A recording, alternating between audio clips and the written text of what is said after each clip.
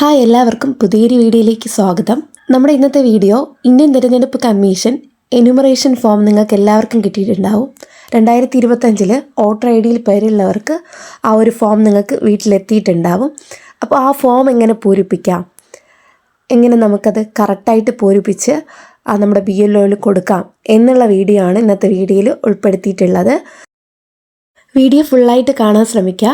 SAR ഫോമിനെ കുറിച്ചുള്ള full details എങ്ങനെ നമുക്കിത് ഫില്ലപ്പ് ചെയ്യാം എന്നുള്ളത് ഫുള്ളായിട്ട് ഈ വീഡിയോയിൽ ഞാൻ ഉൾക്കൊള്ളിച്ചിട്ടുണ്ട്. നിങ്ങൾക്ക് വീഡിയോ ഇഷ്ടപ്പെടുവാണെങ്കിൽ ലൈക്ക് ചെയ്യാനും സബ്സ്ക്രൈബ് ചെയ്യാനും മറക്കരുത്. എങ്ങനെയാണ് ഈ ഫോം നമുക്ക് തെറ്റില്ലാതെ കൃത്യമായിട്ട് ഫില്ല് ചെയ്യാമെന്നത് നോക്കാം. ഈ കാണുന്നതാണ് SAR ഫോം. ഈ ഫോം വന്നിട്ട് ഇന്ത്യൻ തിരഞ്ഞെടുപ്പ് കമ്മീഷൻ്റെ എന്യൂമറേഷൻ ഫോം എന്നാണ് പറയപ്പെടുന്നത്. ഇത് നമ്മുടെ വീട്ടിൽ എത്തിയിട്ടുണ്ടാവും.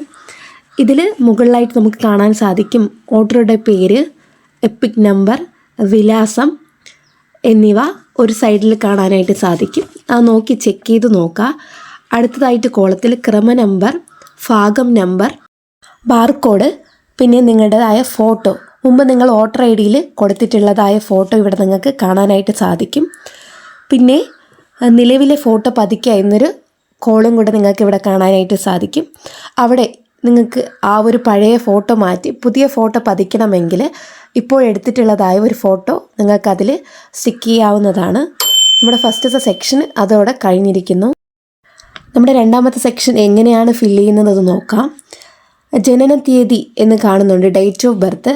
അത് നമ്മുടെ വോട്ടറുടെ പേര്, അവരുടെ ജനന തീയതിയാണ് നമ്മളിവിടെ എഴുതി കൊടുക്കേണ്ടത്. അടുത്തതായിട്ട് ആധാർ നമ്പർ, അവിടെ ഓപ്ഷൻ എന്നാണെന്നുണ്ട്. ആധാർ നമ്പർ നിങ്ങളുടെ കൈവശമുണ്ടെങ്കിൽ ആധാർ നമ്പർ കൊടുക്കാനായിട്ട് മറക്കരുത്. മൊബൈൽ നമ്പർ, നിങ്ങൾ നിലവിൽ യൂസ് ചെയ്യുന്നതായ മൊബൈൽ നമ്പർ ഏതാണോ അതാണ് ഇവിടെ എഴുതി കൊടുക്കേണ്ടത്. അടുത്തതായിട്ട് പിതാവിൻ്റെ അല്ലെങ്കിൽ രക്ഷിതാവിൻ്റെ പേര് എന്ന കോളത്തിൽ അച്ഛൻ്റെ പേര്, നിങ്ങളുടെ അച്ഛൻ്റെ പേര് ഇവിടെ എഴുതി കൊടുക്കേണ്ടതാണ്. അടുത്ത ഓപ്ഷനിൽ പിതാവിൻ്റെ അല്ലെങ്കിൽ രക്ഷിതാവിൻ്റെ EPIC നമ്പർ ലഭ്യമാണെങ്കിൽ, നിങ്ങളുടെ അച്ഛൻ്റെ വോട്ടർ ഐ ഡി നമ്പർ നിങ്ങൾക്ക് ലഭ്യമാണെങ്കിൽ അവിടെ നമുക്ക് എഴുതി കൊടുക്കാം. അത് ഓപ്ഷണലാണ്. അടുത്തതിൽ മാതാവിൻ്റെ പേര്, അമ്മയുടെ പേര്, അതും ഉറപ്പായിട്ടും ഇവിടെ നമ്മൾ എഴുതി കൊടുക്കണം.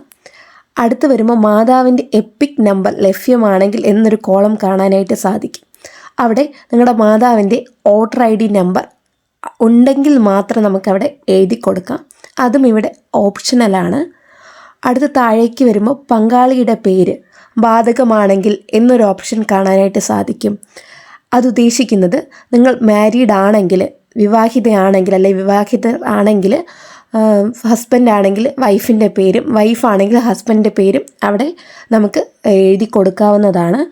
അടുത്ത് വരുമ്പോൾ പങ്കാളിയുടെ എപ്പിക് നമ്പർ ലഭ്യമാണെങ്കിൽ എന്നൊരു കോളം നമുക്ക് കാണാനായിട്ട് സാധിക്കും.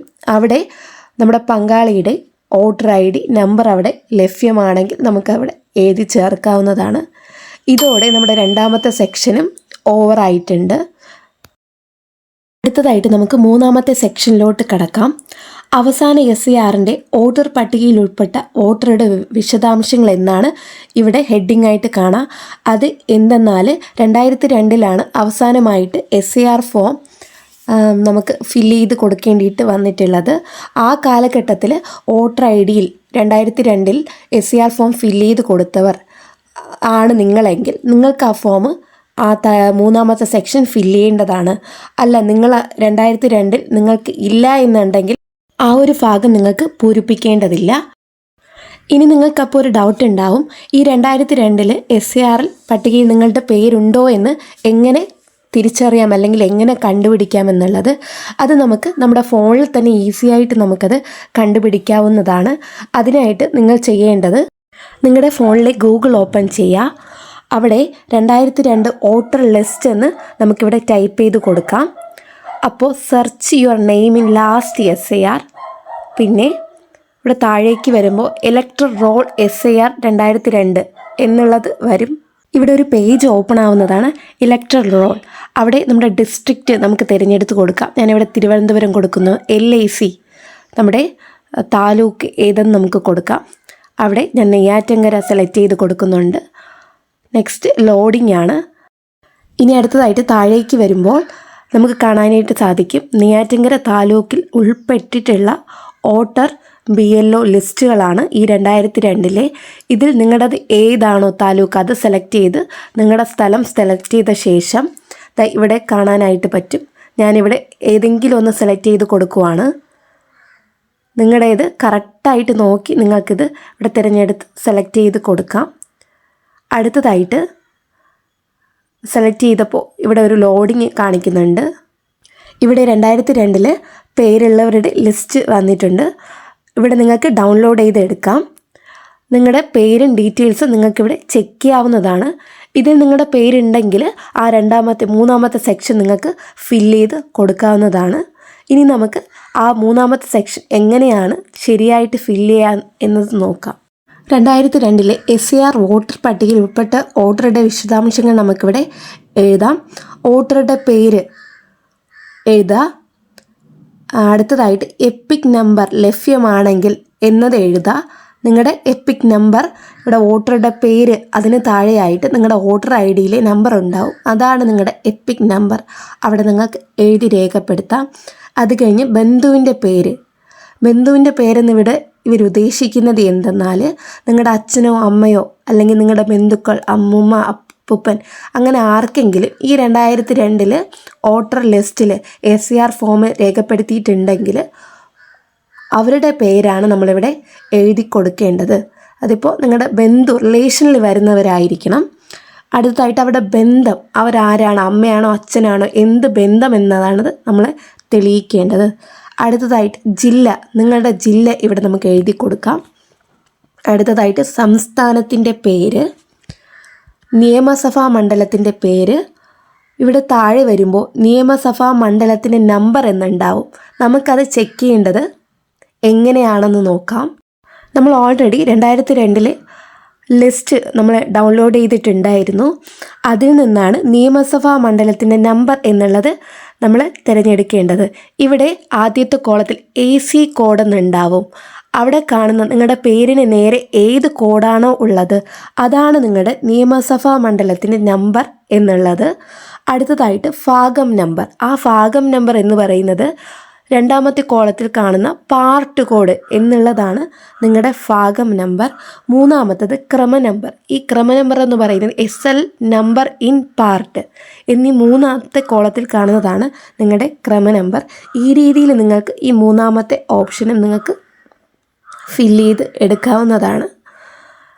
നിങ്ങൾ വോട്ടർ ID പേരില്ല എന്നുണ്ടെങ്കിൽ 2002 വോട്ടർ പട്ടികയിൽ നിങ്ങളുടെ പേരില്ല എന്നുണ്ടെങ്കിൽ ആ ഒരു ഭാഗം നിങ്ങൾക്ക് ഫില്ല് ചെയ്യാതെ വിടാവുന്നതാണ്. പകരം മുൻ കോളത്തിൽ അവസാന SCR പേര് നൽകിയിരിക്കുന്ന വോട്ടറിൻ്റെ ബന്ധുവിൻ്റെ വിശദാംശം എന്നൊരു ഓപ്ഷൻ ഉണ്ടാവും ഒരു കോളത്തിൻ്റെ ഈ സൈഡ്. അത് നമുക്ക് ഫില്ല് ചെയ്ത് കൊടുക്കണം. സോ അതെങ്ങനെ നമുക്ക് ഫില്ല് ചെയ്യാമെന്നുള്ളത് നോക്കാം. അവസാന SCR പേര് നൽകിയിരിക്കുന്ന വോട്ടറുടെ ബന്ധുവിൻ്റെ വിശദാംശങ്ങൾ എന്നിവിടെ അവർ ചോദിച്ചിട്ടുണ്ട്. അത് എന്താണെന്ന് വെച്ച് കഴിഞ്ഞാൽ ഇപ്പോൾ നിങ്ങളുടെ പേരാണ് ഈ വോട്ടർ BPLO ഫോം പൂരിപ്പിക്കേണ്ടത് എന്നുണ്ടെങ്കിൽ നിങ്ങളുടെ അച്ഛനോ അമ്മയ്ക്കോ ഈ 2002 വോട്ടർ പട്ടികയിലുണ്ട് എന്നുണ്ടെങ്കിൽ അവരുടെ പേരാണ് നമ്മളിവിടെ എഴുതി കൊടുക്കേണ്ടത്. അപ്പോൾ അച്ഛനാണെങ്കിൽ നമ്മളിവിടെ അച്ഛൻ്റെ പേര് എഴുതുക. എപ്പിക് നമ്പർ ലഭ്യമാണെങ്കിൽ നമ്മുടെ അച്ഛനാണെങ്കിൽ അല്ലെങ്കിൽ അമ്മയാണെങ്കിൽ ആരുടെയാണോ ലഭ്യമാണ് അത് നമുക്കിവിടെ എഴുതി കൊടുക്കാവുന്നതാണ്. അവരുടെ വോട്ടർ ID നമ്പർ നമുക്കിവിടെ എഴുതി കൊടുക്കാം. നെക്സ്റ്റ് ബന്ധുവിൻ്റെ പേര്, അവരുടെ ബന്ധുവിൻ്റെ പേര് മീൻസ് അവരുടെ ആരെങ്കിലും ഉണ്ടെങ്കിൽ അവരുടെ പേര് എഴുതി കൊടുക്കാം. എന്നിട്ട് ആ ബന്ധം അവരുടെ എന്ത് ബന്ധത്തിലാണ് ഈ പേര് ഇവിടെ വന്നു അത് എഴുതി കൊടുക്കാം. പിന്നെ ജില്ല, സംസ്ഥാനത്തിൻ്റെ പേര്, നിയമസഭാ മണ്ഡലത്തിൻ്റെ പേര്, ശേഷം നമ്മൾ നേരത്തെ കണ്ടുപിടിച്ചതുപോലെ നിയമസഭാ മണ്ഡലത്തിൻ്റെ പേര്, ഭാഗം നമ്പർ, ക്രമനമ്പർ നമ്മൾ നേരത്തെ ഡൗൺലോഡ് ചെയ്തതുപോലെ ലിസ്റ്റിൽ നമ്മൾ ചെക്ക് ചെയ്തിട്ട് ഇവിടെ നമുക്ക് എഴുതി കൊടുക്കാവുന്നതാണ്. നമ്മുടെ മൂന്നാമത്തെ സെക്ഷനും ഇവിടെ കഴിഞ്ഞിട്ടുണ്ട്. ഇനി അടുത്തതായിട്ട് താഴേക്ക് വരുമ്പോൾ വോട്ടറുടെയോ മറ്റാരെങ്കിലും മുതിർന്ന കുടുംബത്തിൻ്റെയോ ഒപ്പ്, ഇടത് തള്ളവിരലിൻ്റെ അടയാളം അവിടെ നമ്മൾ സിഗ്നേച്ചർ ഇട്ട് കൊടുക്കണം. ആ ഭാഗത്ത് സിഗ്നേച്ചർ ഇട്ട് കൊടുക്കുന്നവരാണെങ്കിൽ സിഗ്നേച്ചർ അല്ലെങ്കിൽ ഇംപ്രഷൻ വെക്കേണ്ടതാണ്, കൈയടയാളം വെക്കേണ്ടതാണ്.